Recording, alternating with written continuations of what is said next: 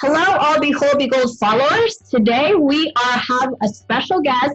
Her name is Ellen, coming at you from the UK. Woo! How are you, Ellen? I'm good, thank you. How are you? Good. Thank you for coming on here with BeholdBeGold, this Childhood Cancer Awareness Month currently. That's amazing. Thank you for having me. Ellen's going to tell us about some of the late effects that she has experienced during her childhood cancer treatment when she was young, and how she has been currently after childhood cancer with current late effects. First of all, thank you for sharing this with us. I know some of the stuff is very, personal and private, but that's why we're here, to educate others, to educate ourselves. What age did you have childhood cancer, and what age are you currently right now? So I first had childhood cancer when I was 9, and then unfortunately I relapsed when I was 12, and I'm currently 24. Tell us some of the symptoms that happened. Walk us through that day. Yeah, so so when I was 9, I started with bruising, really severe bruising, not like just a couple of bruises on your leg that we all get, like literally everywhere. So my mum and I went to the hospital. It was a Friday night, and I had some blood tests done, and they thought that it was fine. They didn't think that it was cancer or anything, but they'd done a film, and that can sometimes take a couple of days to come back. So I was due to go on holiday with my school. So my first big school trip, we were going to the Isle of Wight, and it was like a week trip. So it was going to be amazing. And they said, don't worry, go on the trip, and if there's anything, we'll be in contact. So it was all fine. I packed, was going with my friends, so excited and everything. Got to the Isle of Wight, which you have to get a ferry and everything, and coach, and then a ferry, and then a coach to the other end. And I'd literally got there, had my dinner with my friends and everything, and my headmistress came up to me and she was like, Ellen, can we speak to you? And I was like, have I done something wrong? What is this? Because I was like, why has she come over out of everyone? She came up and she was like, Ellen, you're gonna have to go, you've got to go home, because there's been an issue, the hospital have called your parents and there's an issue with your bloods. So literally my mum, my dad and my grandparents came and they picked me up. I was obviously distraught. When you're 9, you're so young. I didn't know anything about cancer. I didn't know what blood tests were. I'd had these blood tests, and I'd never had blood tests like that before. So I went home. Literally, we got the last ferry that night, and then the next day we went to Great Ormond Street, which is our big London children's hospital, and I was diagnosed with leukemia. So it was acute promyelocytic leukemia, which is a subgroup of AML, so acute myeloid leukemia, but APL is quite a rare form, and it's the leukemia that once you've got it, you've got to have treatment really quickly, because it can kill you. I was days from death basically, which is scary.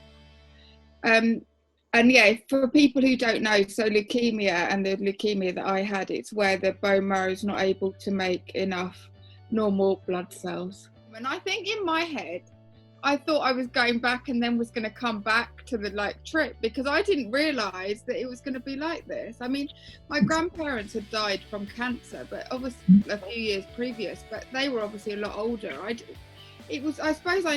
There wasn't the awareness, there wasn't computers then that, all of us kids now have access to computers, can see anything, or there's more awareness, and there wasn't that, so you didn't know so much. Wow, Ellen, and you really, of course, what you mentioned, as a kid, you're just in the best field trip ever, right? Right. And you're just you're about to have the time of your life. And away from parents, it's the best time ever, and then suddenly I'm hit with that. You mentioned 9, I was 10 when I got diagnosed. I totally understand about you saying oh, okay, I'm just at the doctor. I've heard of cancer, but I'm just gonna go back to school anyways, right? We got to Great Ormond Street, and I can remember it. There's I don't know if you found, but there's certain points that you remember, a snapshot. I don't remember every single day, but there's certain snap points. And I remember my dad was already at the hospital, and my mum and I had arrived. I don't know why we didn't. I think he'd come from work, and then we were meeting him there or whatever. And I remember going to the ward, and I literally said to my mum, I was like, these kids are so ill, what's wrong with them? And of course I didn't know that in a few days that was going to be me on chemo with no hair. I'd never seen children without hair before. It's just... Yeah, and if you do, it's always the St. Jude's commercial. Yeah. I remember, I know that I associated to it, But you're right. I never really I've always thought of adults having cancer. I never thought of young children having cancer, the child to have cancer. So it's a big surprise, and you never expect what's going to come afterwards. Like the big trauma that hits our lives, right? And missing a bunch of school, because that's what we're focused on. We're focused on friends, and we're focused on school. At that age, your focus, as you say, is school, your friends. Yeah. When am I going to see my friend? At that age, you're like calling your friends after school and you've been with them the whole day. Like, it's mad. And that is your world. School is your world. So I had 6 months of treatment, and then I went back to school, and I was really intelligent at school. Like some people hate school, but I absolutely loved it. So I had my 6 months of treatment. I went back to school full time. I had like 1 week where I did like half days, and then I went straight back. And then about 2.5 years later, I relapsed. And I was 12. So I know, where you are, it's slightly different with the schooling, but we've just gone into our senior. I'd just been in my senior school, and I relapsed like 6 months later. And that time I had really severe pains in my legs. So I'd been to my GP a couple of times, and I'd said, like, I've got these pains in my legs. This isn't normal. Is there anything? And he just said, I think you need to continue exercising and lose some weight. I wasn't big. I wasn't really overweight. I was slightly overweight maybe, but not like anything massive. At school, I did a lot of sport, but I'd got to the stage where literally the pain was so bad, my friends would have to tell the teacher, like, Ellen, you can't do any exercise, because it was, like screaming pain. And I suppose I look back now, and I think I was never told that I could relapse. I think they didn't. There was, I know this 15 years ago when I first had it, but there wasn't the awareness, as I said, about any relapse. We just thought I'd have treatment and that would be it. And I suppose really we should have thought in our heads, maybe this is cancer again, but because it was different symptoms, we didn't think at all. And then one night it's really weird, because I've got pictures. So the day before I had cancer the first time, I've got a picture of me. And then I've got a picture of me literally the day before I relapsed as well, because I remember I had a sleepover with my friend, and I'd got these, as I said, really bad pains in my legs and really severe headache. And I didn't get headaches I get headaches now, but at that point I never got pain. I was well. And my friend was over for a sleepover, as I said, and I had this horrendous pain, and we went to the hospital because I had this horrendous pain, and at that time they thought it was just a migraine. Mm-hmm. So I then went home again, and then like 2 days, I think that was the weekend, that was a Saturday night, I think. And then on the Monday they said, the hospital called again, and they said, oh, we've just had some, what it's like at weekends, you don't always get the best doctors or consultants at weekends. And he then called on the Monday and said there's basically a spot on the brain, bleed on the brain. Oh. And I went in, and then they said, we think you've relapsed, and I went straight into Great Ormond Street. So that's when I relapsed, and I think that was the hardest time for me, in the sense that I knew what was coming. It wasn't like before when I didn't know you'll probably feel this as well. It's not like the first time where I had no clue what was coming. I was really aware, and I remember my parents had just split up about 3 months before, so we'd left my dad. So it was my dad still was coming to the hospital, was around me for treatment, but it was me, my mum, and my auntie. Mm-hmm. And I remember my auntie was at the hospital, and I think the doctors were probably talking to my mum and dad, and my auntie and I was just wailing, like screaming, because I think as I said, I'd been through the cancer before, and I think, as I said, I knew what was coming, and I was more aware. Well, you know more, don't you, really? Mm. And I was just absolutely screaming. And then I suppose you get into a state and you just know then that, look, we've just got to get on with this. Yeah. Wow. I think, as you said before, it's that time that it's the schooling. I was really upset to be knowing that I'm going to have to miss another 6 months of school. And it's silly, because that shouldn't be the main thing. But at that age, it is the main thing, because you're just missing everyone around you, because you miss that network, and your network at that point is the hospital. Your parents, family, friends would come once or twice, I found, to the hospital, but they were reliant on their parents to bring them at weekends and things, and it was over an hour to get there. And your bubble is the hospital. So how did you feel when you finished your treatment the first time? Yeah, amazing. And it was just so good to be back seeing my friends, back leading a normal life. And we have it's all different with you, but we have big exams after year 6. So year 7's when we go to high school, but at the end of year 6 we have these big exams, and I got 99% in my maths, and I was like the highest that anyone had ever got at my school. And I was so proud of myself, because it'd only been, say, like 2 years after, 2 years after treatment, say less than 2 years after, I'd missed a whole 6 months of school, because I'm sure when you're on treatment, you're not doing much schooling. It's basically 6 months just cut out, because teachers will come in, but it's very it's not serious. I was so proud that I'd got that achievement, and as I said, prior to that, obviously I'd gone back to school, and I just loved it. And it was like, I suppose it was, for me, it was, cancer's done now, I forget about it, and as I said, I didn't have any clue that I'd relapsed, that it would come back like that. The second time was harder for me, because as well as having the chemo and treatment, which is horrendous on its own, with all the side effects, I had this massive stroke, and I had to learn to walk and talk, and you'd have the physios, the OTs there every day. And it was a really, really hard time, because as I said, you're not just dealing with cancer, you're dealing with rehab as well, rehabilitation. I felt unfair, and I'm not the type of person I'm not a negative person at all, but I think it was my age probably as well, but I just felt like, oh my God, here we go again, and this is unfair. Why am I going through this? Why is it me? We all have little moments, I think, in our lives or through treatment where you're like, oh, why has this got to be me? For me, why the hell is this? Sorry, not. Why is this happening again?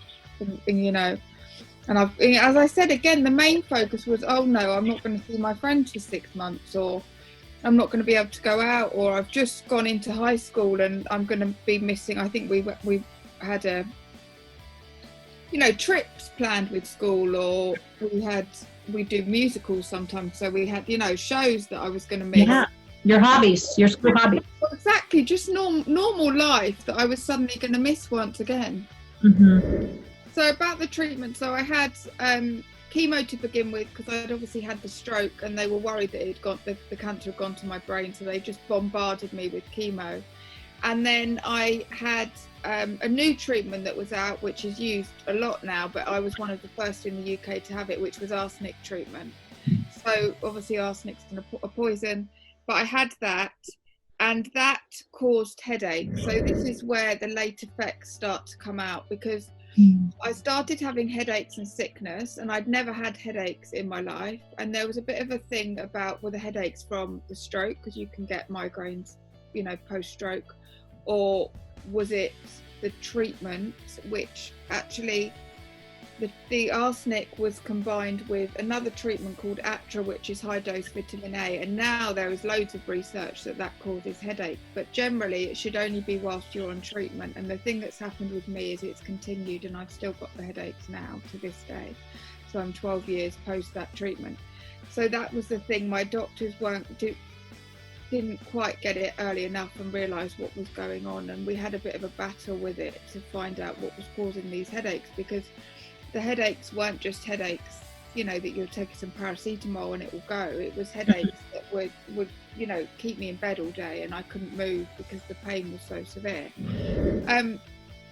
So eventually I was diagnosed with intracranial hypertension. So that basically means, as I say, that there's high pressure in the brain. So I've now got shunts in, so they drain. So it's a tube, it's basically a basic tube that drains the fluid from the brain into my chest.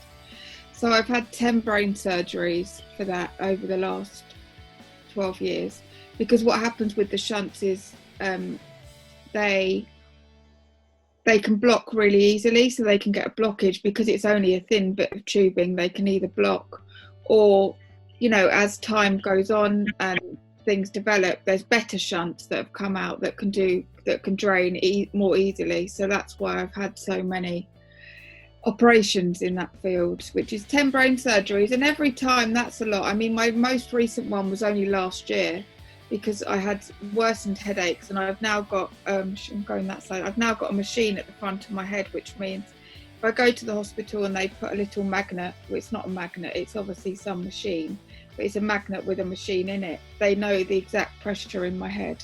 which is amazing, because even 5-10 years ago they didn't have that. So it's all new technology, you know. A lot of it is, you know, it's advancing as the years go on.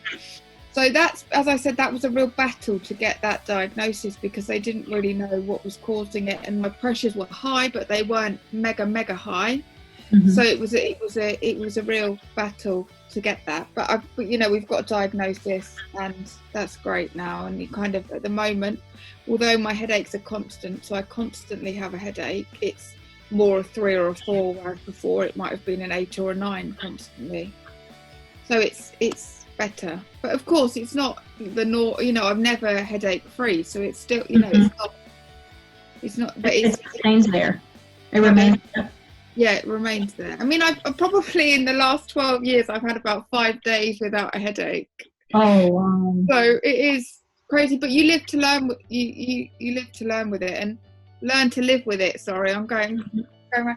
But as I said, also, you know, if it's just a headache, a one-off, you can take painkillers. But the problem is, if I take them regularly, there's an issue about rebound headaches. So I can't take them regularly. So it's only if a day is like a really bad, like a 9 out of 10, that I would then take a painkiller. What are your feelings when you go towards the surgery room for that? Yeah, well, I had my first brain surgery my first big one really in 2010. So I've been having them for about 10 years. And I think it's as I've got older that I'm more worried. You know, in 2010, when I was 14, it's different. You don't worry. You're not so worried about what could go wrong. It's more now that I'm like, when I'm going, you know, last year when I went down, I'm like, oh, I'm a bit scared. But you just get on with it. And I think, I mean, the worst bit for me is that when I have to have a completely new shunt, so I think I'm on my 3rd or maybe 4th, I kind of lose count with it, actual shunt, because they can just, it's all very technical, and even I can't tell you every single detail. Yeah. But when I actually have to have a completely new one, you have to have half your head shaved. And the problem with it, you know, you'll be the same. I've already lost my hair twice, and I've had about 3 more times where I've had to have half of my head shaved. And that is the worst bit about the brain surgery for me. I think the thing is, with cancer or anything like this, any health thing, it's like your norm, isn't it? It's our normality. So you learn to live with it. Yeah, exactly. And I tell you, or I tell someone in the street, oh my gosh, I've had 10 brain surgeries, or oh my gosh, I've had cancer twice, and they're shocked. But it's my normality. I've also now been diagnosed with chronic migraine.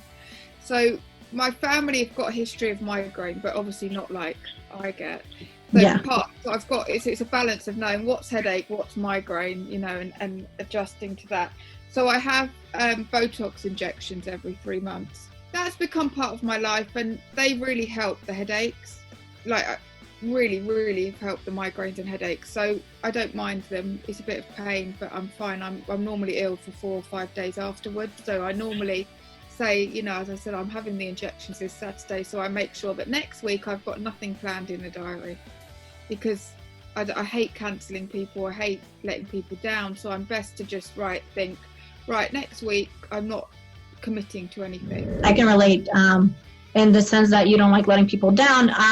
You got to live and learn, you know, your late effects. And so you know yourself, you know your body, right? I don't like letting people down, but sometimes you just have to say no, you know, like, you know, that I know that I personally can't commit myself to so much, because then else I'll get very stressed and then I'll have a seizure, you know. But I'm very like, I want to do this, you know, so I'm going to do it anyways. And that's what I'm like. And then sometimes you just face the consequences. Which brings us on to the chronic fatigue, because that's what I've got as well. And a lot of it, I'm really lucky that going back to, you know, I've got a fabulous team, and they're all linked at one hospital, the neurology side, so for the migraine, for the headaches, and for the intracranial hypertension, they're all one team, so they all know each other, and that's fabulous, because I think, you know, you've really got to trust your team, and I think if you haven't got faith in your team, everything is 10 times harder. And I have complete faith in my team. You know, it's a balance, because they call it boom and bust, don't they? I don't know if you've heard that phrase, but they, you know, like you're saying, I might say, right, I want to see my friends tomorrow and the day after for 3 days consecutively, but I know then that I'm going to be ill for not ill, but I'm going to be bedbound, because that's the reality of it. I mean, I don't know if you saw my post, but before I'd spoken to you today, I've been in bed. I have not got out of bed because I've had a busy couple of days before. And that's it. And it used to really upset me. And I used to get, like, literally I'd be crying and I'd be so frustrated because I knew that my friends could go out 7 days out of 7 and be fine. And not, okay, have a little bit of tiredness, but nothing major. And yet I can go out, I can have one busy day where I'm out for a few hours, you know, most of the day, say, and I'm then completely drained the next day. And to the point that I can't even make myself a sandwich. Like, my mum's had to make myself my lunch today and bring drinks up and stuff because I'm that fatigued. But then it's a balance of then actually thinking, right, Ellen, now I want to do this interview, so let's get on with it, you know?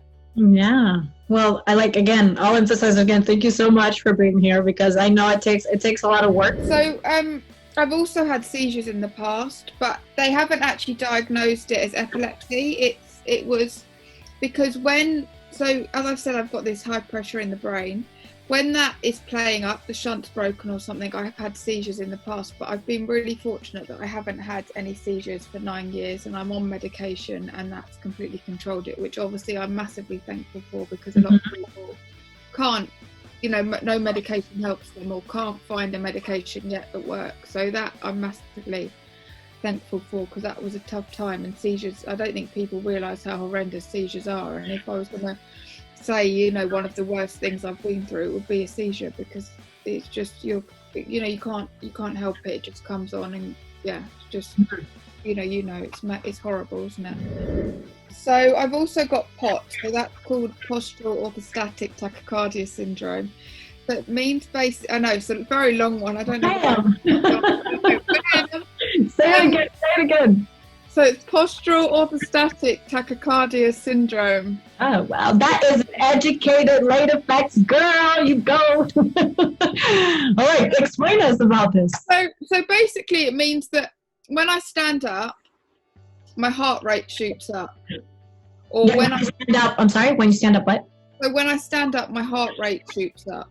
Oh, okay. So at the moment, as I said, I'm on 22 tablets a day at the moment. So I'm on a lot of tablets to keep me going. But the tablets are helping, so it controls it. Because the thing is, it's not just that your heart, you know, when I stand up, my heart shoots up. It's the fact that I then feel like I'm going to pass out with it. I've never actually passed out, but it's got, you know, you've got that really lightheaded feeling. So I normally have to kind of sit for a bit and then stand up slowly. But that's the main thing, and it causes sickness. But the main thing is obviously irregularity with my heart rate, and it can also affect my blood pressure. So that's been tough, and that's, you know, I've had to have a lot of testing for that, with heart echoes, ECGs, 24-hour ECGs and everything. So it is tough. And that's also with the POTS.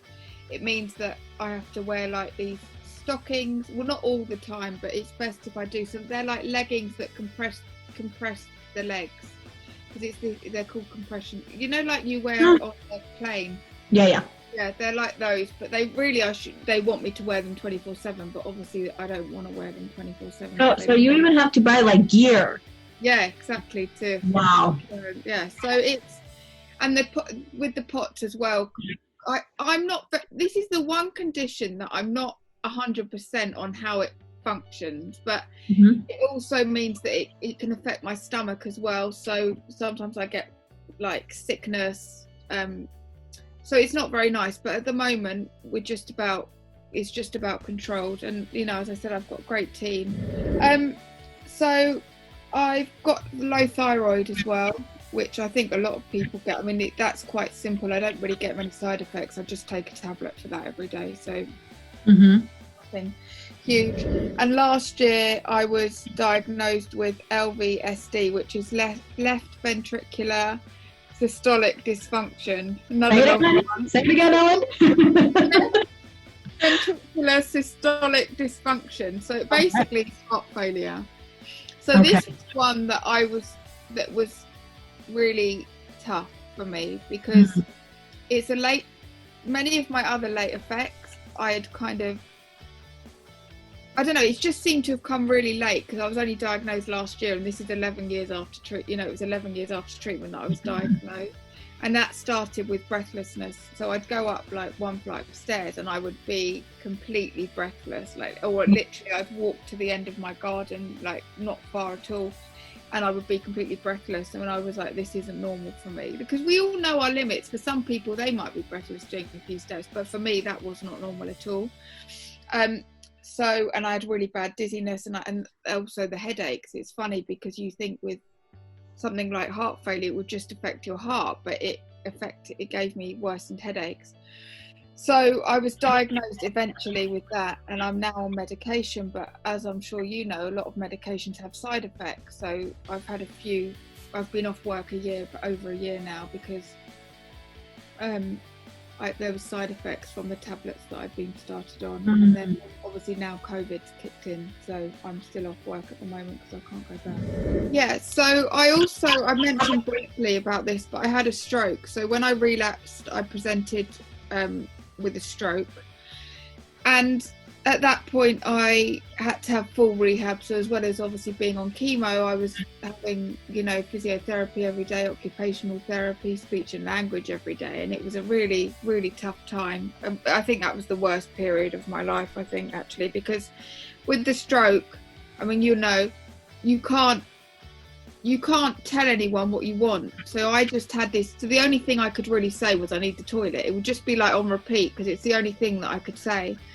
And I might have wanted a drink. I didn't need the toilet every 2 minutes. I needed a drink, or I needed, I don't know, something to eat. But I couldn't explain myself. And I think it was, honestly, it was absolutely horrendous. And with the stroke, now I've still got late effects with that because they thought basically a third of my brain is dead.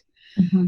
When they look at scans, they can't believe it's my brain because I shouldn't be functioning the way I am, and obviously I'm massively thankful for that, but it's left me with a lot of late effects in the sense that my memory isn't great. So I'm okay, like I can talk and everything, and if I've got some bullet points, or if I've got something to remind myself, it's fine. But exams it was a really tough time for me because with schooling, because if I'm in class and learning it, I'm perfect, like absolutely fine, but the next day it's like I'd never learnt it again. Like it's just like couldn't remember what I'd just learned.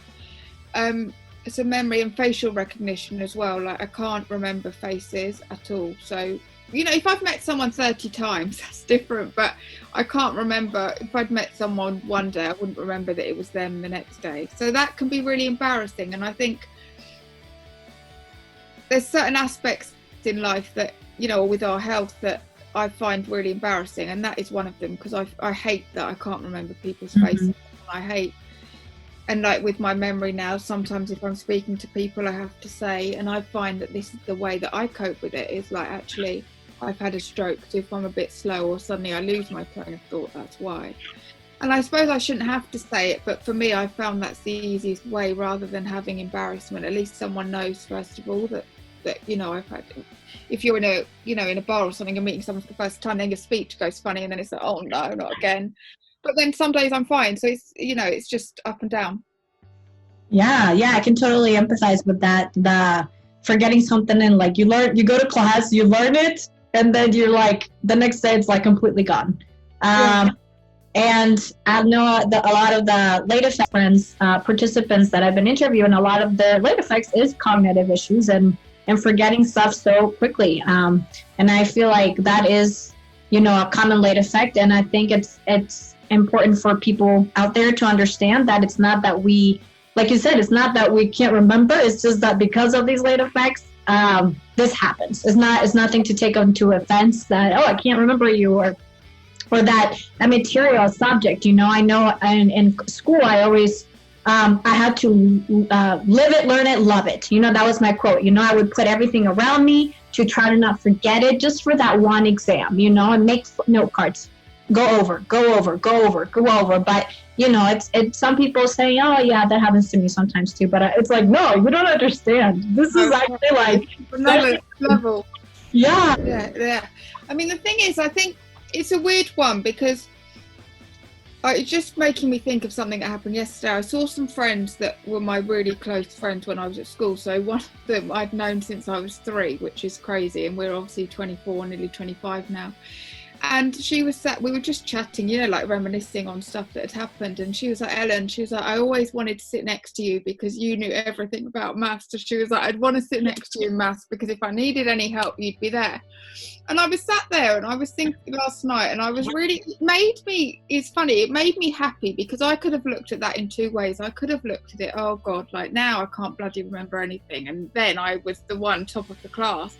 And actually, no, it was nice to be with people who knew me before cancer. Mm-hmm. Because a lot of my friends now, I've you know, I did lose friends through cancer, but they didn't know me before cancer. They know me now that Ellen, you know, I think I'm always really conscious of people thinking, oh, am I Ellen? You know, if you had a group of friends, am I the one who had cancer, or am I Ellen who, I don't know, who likes dogs, say, for example, or whatever? Because I think life changes, and I'm always conscious, as I said, that I'm the one who had cancer if someone had to try and explain who I was. And it was so nice yesterday to be with someone or friends who knew me before cancer and knew that I was an achiever. And I know it sounds weird, but it was just so nice to be with them, as I said, because obviously my family knew me before cancer, but not everyone who I'm friendly with now do. And it was nice. Like you said, and you also like mentioned you lose friends because of it, you know, and that's something I keep hearing repetitively while I do these interviews, that you lose friends. And yeah, you're right. Like people who don't know you, I know I walk through life now and I meet so many new people, and I have to explain to them, you know, in my current relationship, you know, when I've been dating him for a few years now, and I know that from day one when I met him in college, I told him, you know, I was like, hey, you really need to know me before you date me, you know, and I think my family really needs to tell you everything about me before, and I don't care, you know, like before you date me, because there was a Juanita that, you know, before cancer, and there was a new Juanita after cancer. You walk through life. I think it's very important you go around and teach others, even just friendships. It doesn't have to be a partner, just friendships. Yeah, it is. And I think the thing is with friendships or relationship, you know, relationship of any form, is that, you know, you know, they're having to deal, as much as we're living with it, you know, they've got to live with it as well with us, you know. So I've also had some dental problems, which you just don't think, it's all of these things that you wouldn't think that cancer can affect. I mean, at the time I had ulcers and stuff, and you know, I'm sure when you had treatment, like you're constantly like, you know, the mouthwash and brushing your teeth and the time and everything. But I didn't think it would be like this. So yeah, I'm 24, and I've had like, I think now 4 crowns or 3 crowns, which obviously isn't normal. Like normally crowns are for people like 70, 80-year-olds. Yeah. My teeth aren't great, and it's good, you know. And again, it's all financed, because they were going to say at the hospital, you know, we'll just take them out, and I don't want another 4 teeth taken out, so we've had to finance that ourselves to get it all done privately. And this is another thing I think that people don't talk about, is with late effects and treatment and hospital and stuff, it's the finance of it and being able to. This all happened to Ellen due to childhood cancer. Yeah. Right? All of it. Look at it. It's like been like so long talking about it, and all of it is caused because of cancer and treatment. Education, work life, social life. Tell me about all those aspects of your life. Yeah. So I suppose it's all quite linked. So schooling wise, so as I said, second time round I was off school for about six months again, and I went back, and my school was very, very academic. It was a private school, and it was just mega academic. So I went back and I just couldn't cope. I also obviously still had all the headaches and stuff, and that hadn't quite been diagnosed. I hadn't had the shunts or anything. And it was a really, really tough time. So this is 2008 that was, you know, end of 2008 that I went back to school. And as I said, I just couldn't cope. I mean, I would say so basically I'd been at this one school since I was 2.5, so it wasn't a school where, you know, a lot of schools you kind of got, you know, you know, junior school, high school. It was one school that did everything, 2.5 to 18. And so I'd been there, as I said, since I was 2.5, same lot of friendships and same friends and everything. Well, not all of them, but a lot of those friends I was still friends with since I was 2.5. It's quite a small school. And I just couldn't cope when I went to school. You know, it was too academic for me. And I just was too unwell, really. At one point, I would say probably it's about 2009, 2010, my family actually paid for a full-time TA, teaching assistant. So I had somewhat, because again, like I've said with the stroke, it's the memory. I couldn't remember any of the information I'd learned the day before. And my family paid for her to be sat with me for lessons. But even with her there, I mean, out of probably a month, each month I was probably there 2 days a week. I mean, I was just too ill. And along with hospital appointments and everything, it was just no good. So we kind of went along with this, because I didn't want to move school. I didn't want to leave. I didn't want anything to seem outside the norm. I'd also tried going down a year, but I didn't really know any of them from the year below. It was absolutely horrendous time, because my school, they were all fine at the beginning. But then when it was getting towards exams, they were only interested in exam results. And obviously I wasn't doing so great in exam results. So they basically wanted me out the school. They asked me to leave. And then my family had to get a barrister's letter to make sure that I didn't leave, and all of this. So it was huge, like literally it was horrendous. And it's because at that point there was a new headmistress and she wanted me gone, whereas the other one had known me from when I was a baby. So it was really, really tough. And along with that, because I wasn't at school, was the social aspect of it. As I said, my friends, there was 5 of us and we were very close. We did everything together. And suddenly, because I hadn't been at school, it's like, I think the thing is with life, it's like everything out of sight, out of mind. So, I don't know if you've got that phrase, but if you're not there, they kind of not forget about you, but they're not aware about you, aware that you're there. So I'd obviously already had all this time off school when I was on treatment, and then obviously I still wasn't really there. And I look back now, and at the time it really upset me, and it was a really tough time, because my main support was my mum and my auntie. As I said, my dad, at that point we'd left my dad, so it was my mum, my auntie and my grandparents. And I had a couple of my mum's older friends, like aunties I suppose, and that was it. That was my circle. I didn't really have anyone my age. I wasn't seeing anyone my age, and this happens to a lot of people. And at that time it was really frustrating. I was really hurt by it, but now I get to it, now I look at it and I think, well, they were only 12, 13, 14. They were young. I think you think when you're in that scenario, I was upset with them. But then if I look at, maybe that they obviously couldn't deal with it. They were reliant on parents to drop them to see, to come and see me. But it affected me more than I thought, because it was really hard to then, as I got older, I found a new school, which was absolutely amazing. It was in central London, so I would get the train to school every day. This was when I was now nearly 17. Oh, okay. So we have our big exams called GCSEs generally when you're 16, and then we have our A-levels when you're 18. And then after 18, you then go off to uni, or you guys call it college, but that's kind of how our system works. So I'd missed out on my GCSEs, the 16 ones at that school, because I wasn't well. So we found a new college, and the thing is, it was really small classes. So there was only about 5 or 6 in a class, which meant there was more attention to each person, obviously. And they were absolutely amazing, the new college. So I went there and I got, the normal type of the amount of GCSEs someone would get is 10 or 11, and I've got 3 GCSEs to my name, which I wish I had more, but it's circumstance, so I can't worry about it. So I did my maths and my photography, and then the next year I did my English, and I got A, B, A. So I did really well. So, but it's just I could only do a couple. I couldn't be doing loads at a time. Yeah, of course. And the college that I went to were absolutely amazing. They transformed my life, and I think they believed in me, and that's what the last school hadn't got. They didn't believe that I could achieve. If I wanted to have gone to uni, I could have gone to uni, but I didn't choose to go to uni in the end.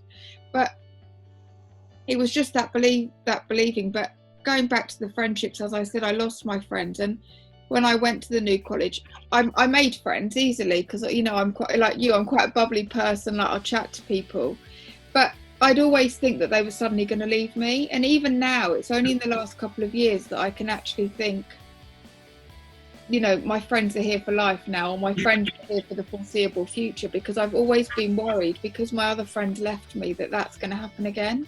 And I was thinking about this a couple of days ago. You know, you just have times in your life that you think about stuff more. And probably I look at some friendships that I've had over you know, since I've got my new friends, and I've probably let friends treat me, but not badly, but let them get away with more than I should have, because I was worried I was going to lose them. So it's all these psychological aspects that you get alongside cancer, and it's not just cancer and treatment, it's social, you know, educational, everything. And so it really did impact me massively. Yeah. But as I said, I've got a great group of friends now, and they understand, and if I, you know, they've come to the hospital with me and everything. But so that's absolutely amazing, and I feel happy. It's, you know, there's not, it's, I don't feel sad that I lost the other friends now, because it's just what's happened in life, and I've kind of got over it. But it took me a long time to get over it. But as I said, I went on to that college, and I then realised I'd started a little Saturday job working with children with special needs that my mum's friend's son had worked at. So, and they were recruiting, and I thought, oh well, I'm going to try it, because I'd always enjoyed working with children, and I'd helped my auntie runs our Sunday school, and I'd done it, and I'd really enjoyed it. And I thought, I'm going to do it because I wanted to have a bit of independence, you know, have a bit of money coming in, and I really enjoyed it. And so I thought, well, the better college following I was at, they didn't do a childcare course, so I thought, right, I'm going to go on to doing a childcare actual qualification, which I started, and I actually met who's one of my best friends now, so it was great that I did go. But I only managed about 3/4 of the year, because then I had to have more brain surgery, so it was stopped. And I could have gone back and done the rest of the course, but I'd got to the stage where I think I'd had so much education and such a struggle with education. I was like, you know what, I don't want it anymore. I'm just going to go out and work, because this is getting too much now. It's too much stress. Exams and everything aren't working for me. So I'm just going to, you know, I already had this job, and they needed someone there more. So, I mean, for me, full time is like 25 hours, you know, for someone else that's part time, but that's about my limit, or even at the beginning, probably only about 16 hours. I thought, you know, I'm just going to go and work, because I don't need this stress of exams. At the moment, I don't need that. I don't need any, you know, I'd had training at work, so I didn't need any qualification to move forward. And I worked, and it was the best thing, really, because I really loved working with the children. I was able to do it. I was really progressing well. I had a good social life with work, you know, aside from work. Well, work friends, I mean, colleagues and stuff. And it was the best thing, really, to just pause on the application for a bit. We need to keep going at our pace. And, you know, you said 25%. I think that is great enough. You know, you give what you can. And if somebody's not happy with it, well, then too bad. You know, this is what I can do. And also, like, I feel like, you know, working with a special needs population, it's also very rewarding, of course, because you know what it's like to have a lot of difficulties in your life, right? So you know how to relate to those parents, right, who have children with special needs, who need accommodations, and to feel accepted in a sense by all the teachers that are around you, that you can socialize, like you mentioned, and that you have an extra hobby to do, because you wanna still maintain like others do, right? You don't want to be left out from society, right? You want to be in your little Ellen box. Around that time, it was really hard, because all of my friends who I'd had when they, you know, the ones at the first school, they were all at university, and I struggled because I just knew for me it just wasn't going to work. Like with my brain damage, I just couldn't do university, and I think that was struggle. So for me to then be able to say, right, I'm going to work and I've got a job, it was I felt like I was normal. And I think that's, you know, you want to do anything to be normal and see. That's what you want to be. Yeah, that's what you can, you know, you can be normal just at your pace, right? At your level. And yeah, exactly. Like we're both mentioning, like you want to keep going through life and accept that you have these late effects and just try to fit in as possible. So I'm still working at that place actually, and last year I was running the youth group and we did trips, and I loved it. And unfortunately, as I said, I had to go off last year off sick because I had brain surgery, and then the side effects from the new tablets, and then I was just due to go back, and then COVID. Oh, they happened. So I'm still off work, but I've been looking at some courses, and I think I'm going to do something with bookkeeping, so like accounting. So, and because I thought if I'm going to be, because my doctors have said that I can't really go back to work because there's no social distancing until really there's a vaccine, although that could be another year, so I don't know what's going to happen. But I thought, well, if I am going to be at home for another 6 months minimum, then let me do something. So I'll do this course. So it's, as you say, it's doing steps each at a time, at my own pace. So it's exciting. I do feel excited about it all. That's great. No, I love that you love to overachieve too, right? You don't just sit down and like you said, I mean, everything that you do, and we'll talk a little bit about that further on, but you just don't sit down and you don't just comfort, right? Conform. Sorry, there goes my little Spanish accent again. Yeah, you don't do that. You keep going, and that's great. You know your limits, and you know what you can do, and you keep going. Such adversity in your life, right? So many struggles, so many late effects. Girl, wow. What do you want our viewers of Behold BeGold to know? What can they do to help? Well, I think for me, it's been really, the one thing that stuck out the whole way through is that, I mean, I'm not talking about when I was on treatment, but late effect wise, is that I look well. And if you saw me in the street, same with you though, I'm sure you might experience this. People are like, well, you don't look well, you don't look ill. And I know people say it to be nice, but it is the most frustrating thing because it feels like invalidation. It feels like they're not believing that I'm ill. They're not believing that I've got a headache. They're not believing that I'm dizzy. They're not believing that I've got heart failure. It's like they don't believe me. And it can be really, really frustrating. It's like people see me in the street and I don't know, like, if I'm not feeling, I mean, a lot of, if I'm not feeling well and people, like if I need to sit down suddenly and my auntie's with me and she's like, do you mind if my niece sits down for a minute?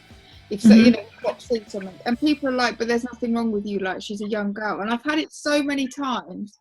And you're like, what is wrong with people that like I think unless you're like, it's visible. So if visible, like if someone's in a wheelchair or they can see, or someone's got no hair and they're on treatment, they believe it. They don't believe me because I look well, I've got makeup on, or I like to look presentable or whatever. So that's been really, really tough. But I think it's all about education. I think people need to know about late effects. I think people know, or just generally people think, oh, so my friend's got cancer, they're going to have 6 months of treatment and then it's fine, they're back to the person they were before. It's not.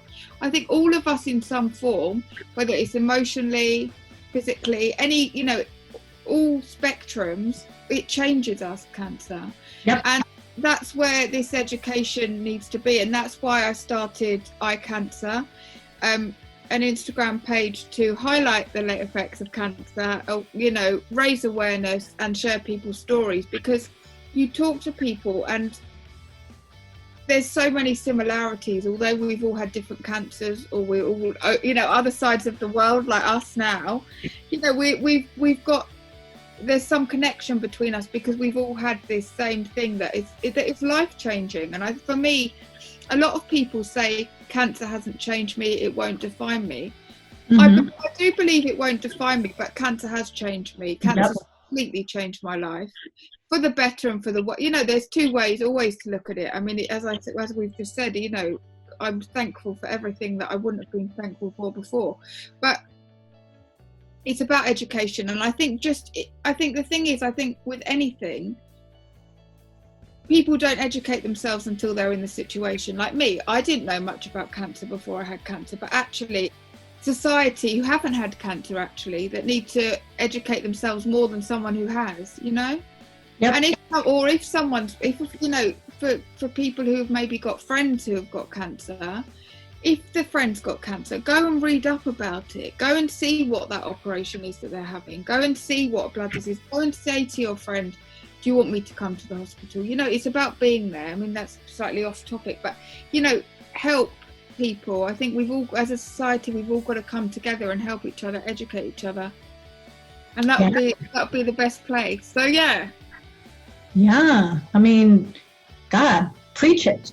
that is it. Education, people, education. Educate everyone, right? Like you were saying, that as young kids, like, of course, we don't even know. If we didn't have it, of course, we wouldn't know about it, right? But it's good as we go through life, if you have a friend with cancer, to research what you were mentioning, the surgery that you're going through. Well, that is the thing, and I think also for friends, if your friends, family, whoever, anyone around someone who's got cancer, is to ask them, are they okay? Not wait for them to say, actually, would you mind coming to this hospital appointment? But actually be like proactive, look it up, go up and say, would you like me to come to the hospital with you? Even if you're really scared to go into the hospital yourself, they're bloody going through it every day. Go and say, do you want me to go and get food? Go and say, do you want me to take you to the cinema? Do it, because it could be you one day. And I think this is what people don't realize. They think it's just oh, she's got it, it's a rare form of cancer, so I'm not going to get it, or this would never happen to me, or oh, I pity her because she's going through this. Don't pity her. See what you can do to help that friend. Exactly. Or don't walk away because you're scared that she's going to die or he's going to die.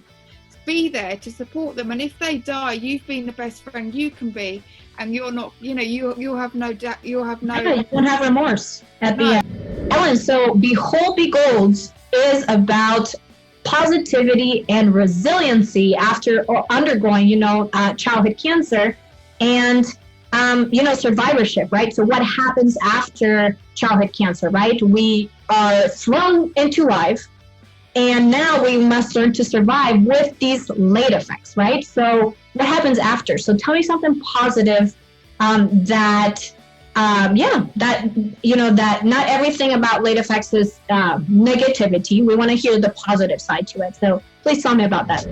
Obviously, I'm living with a lot of late effects, and it is tough, but you also have a normal life. I'm a normal 24-year-old that wants to see friends, wants to go out and everything.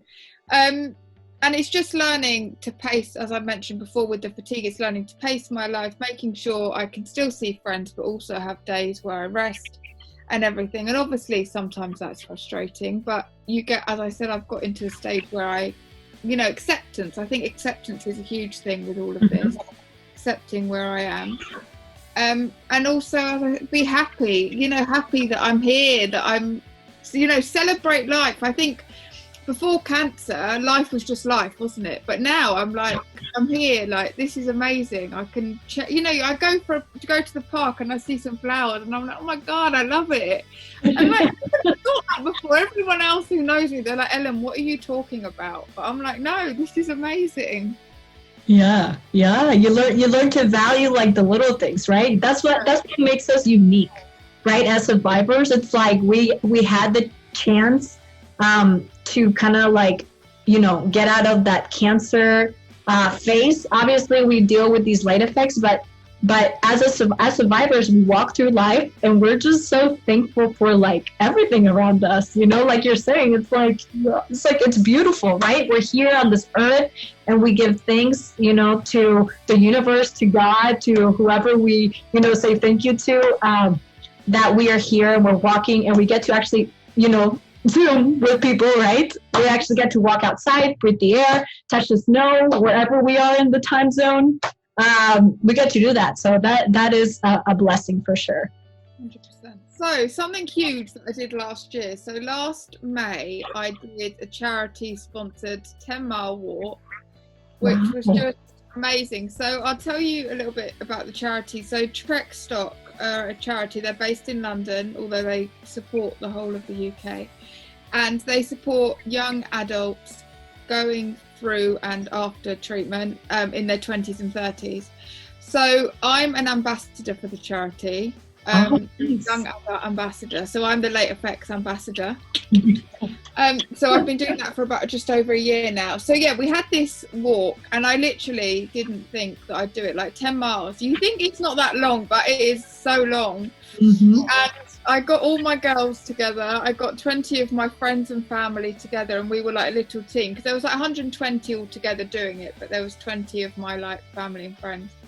And like halfway I was like, I can't do this. Like, we got to one of the landmarks, which is like St. Paul's Cathedral, which is massive in, you know, big landmark in London. And I remember just being on the steps and I was like, I can't do this, I cannot do this, there's no way. And they were like, no, you're doing it. And I did do it, I completed it. And I was just, you know, like, there's just some days in life where you're just happy and you're like, oh my goodness, I'm here, like, I've done this, I've raised an amazing amount of money for charity, and I'm with my friends and family, and doing it with them, of course, was amazing, because without them I wouldn't have done it. But I was just amazed because, as I said, like, when I had my stroke, I couldn't walk. Like, I had to learn to walk again. And suddenly, like, all these years later, I'm doing this 10-mile walk. And yeah, it was just, honestly, it was, and then my mum did a little party at our house afterwards. And it was just so nice. I was like, I just want to do it over again. So yeah, definitely one of the highlights of my life. You're an ambassador for it. So tell me about them. So, as I said, they're London based, and their main focus is getting you back into fitness. So fitness and kind of social aspects during and after cancer. So they do a program called Renew Program. So it's an 8-week course. I don't know if you saw me doing it, but normally you have it at the moment. Obviously it was all done via Zoom for this program that I did earlier in the year. But generally, you have a PT and it's group classes, and you get back into exercising, because I'm sure a lot of people will find that during treatment, like, although it is good to exercise, some of us aren't well enough, and then you lose all your fitness. So they got me back into like fitness. They have a lot of social meetups, events, you know, just getting to meet other people that know what it's like going through cancer, because as we've said, you know, we can have friends and they can understand it to a level, but meeting other people who just get it, you know, there's no comparison really, is there? So that's what they've done, and they're just absolutely amazing charity. They're quite small. There's only a team of, I think there's 7 of them, so it's like staff-wise, so it's quite a small charity, but the amount that they do is, they've just absolutely transformed my life, because I was such a quiet little bean, and then now I've just like blossomed with the charity and doing the exercise. Like those flowers behind you. Yes, exactly. So yeah, they're just amazing, and hopefully I did some more fundraising this year, but there's quite a lot of kids charities, but there wasn't anything as I got a bit older and was living with the late effects, and they've just been amazing. And I think sometimes you just bond with a certain charity. There's always one or two. 10-mile walk. Wow. Yeah. I mean, I'm sure everybody on here is like, what? After hearing all your late effects story and everything that has arisen after childhood cancer, and during childhood, after the late effects, right? That is something to feel very proud of. So I can tell you right now, I'm proud of you, very proud of you. And this is not just me saying, I'm proud of you. No, this is me saying, like, girl, I'm proud of you. You rock. Yeah, you rock. So that is me saying, behold, be gold. Wow, Ellen, so much you said that really is so inspiring and motivational, and everybody needs to get up their chair and go walk 10 miles for Ellen today. It's a pandemic, but we can still get our exercise on, right? Safely with a little mask on. Perhaps if there's nobody around you, we can still, give it a little walk. Is there anything else that you want to mention on Behold BeGold today?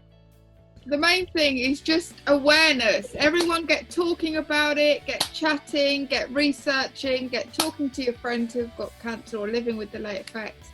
And yeah, that's the main thing. And follow me on my iCancer. So it's ican.cer to learn more about the effects. Is there anything else you want to say, Ellen? Behold, BeGold! All right. And then I'll go through the late effects. You'll tell me about your late effects. And girl, wow. You are an inspiration, aspiration. your face, you're the first person that I like hashtag, and I was like, does anybody have late effects or is it just me? And then you pop up and it's like, shit, it's so much on here, you know? It's like, wow. You were like, dang, this girl. So, oh, you're good? Yeah, okay, sorry. Yeah, let me just fix it out, girl. Fix it out. Great. Oh, you are amazing. I love your energy, your attitude, you're bubbly. We connect. Pre-chat! I'm like, honestly, this is all my social distancing talk that I never get out.